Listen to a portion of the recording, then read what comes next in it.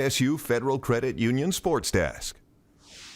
Michigan State men's basketball were coming off of a dominant performance with the win over Michigan. It was also Tom Izzo's 700th career win and was looking for 701 against Maryland at the Breslin Center. Newly signed Michigan State guard Jace Richardson sitting next to his dad Jason Richardson at the game. Michigan State got off to a good start as Malik Hall spinning, falling back and hitting the shot early.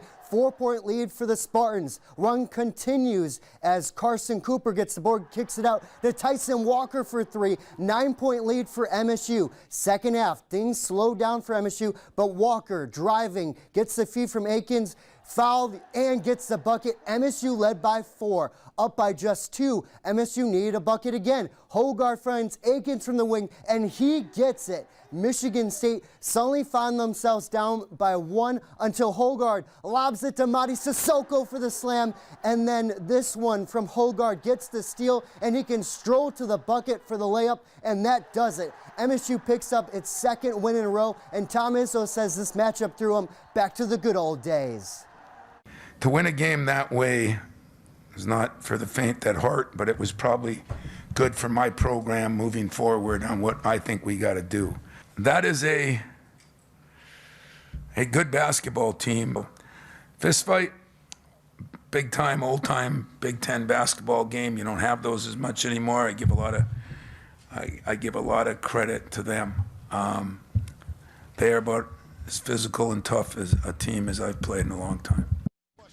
Michigan men's hoops were back in action as well, looking to bounce back after that loss to MSU. Good first half by the Wolverines as Terrence Williams scoops up the loose ball and then throws it ahead to Kamwa, who slams it home at the horn, and Michigan took a 9-point lead to half. It continued in the second half as check out this pass from Terrence Reed Jr. to Kamwa for the finish and the foul. Michigan was up by 14, and then suddenly it went all downhill as Rutgers' Derek Simpson hits this long shot and the foul. Wolverines drop another one at home, 69-59 to Rutgers.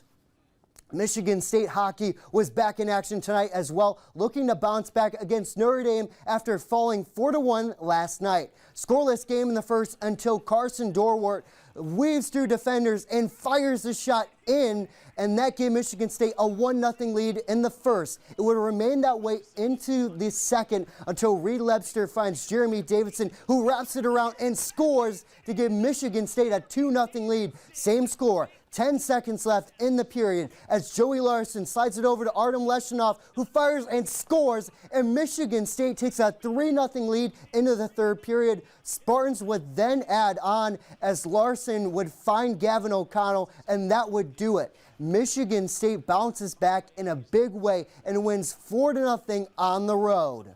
We played team hockey. We were on top of them. We weren't trying to be cute. We were paying a price. We were at the net. And it was good to stay with it too, because it wasn't going in for us. It was 1-0 for a while there, and the guys didn't deviate from that. I think that's important for them to remember, is even when it's not going in, doing it the right way doesn't guarantee you're going to get rewarded. But if you don't do it, you're not going to get those chances.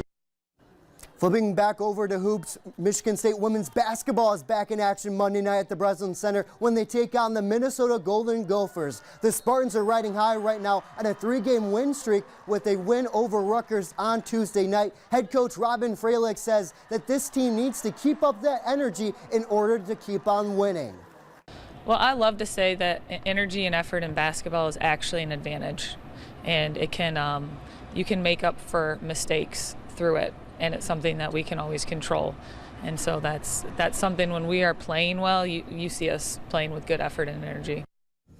College football really doesn't have an off season now, which means players at the local high schools around us are constantly engaging in talks and visits with colleges. Hazlitt's running back Corey O'Macari announced on his social media that Michigan State's head coach Jonathan Smith has offered him to play football at MSU. O'Macari took an unofficial visit at campus last night and received the offer from MSU and its coaching staff then as well. He just wrapped up his sophomore campaign and holds offers from Purdue and Wisconsin as well.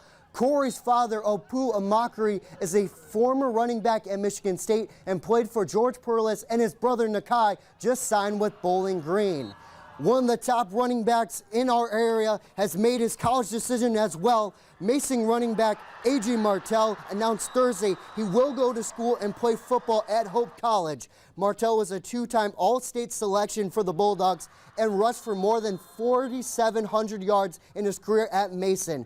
1,378 rushing yards last season. He also had over 200 tackles on defense, and he should be a really good player in college as well.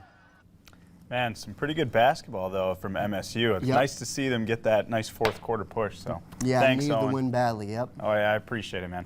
All right, a clear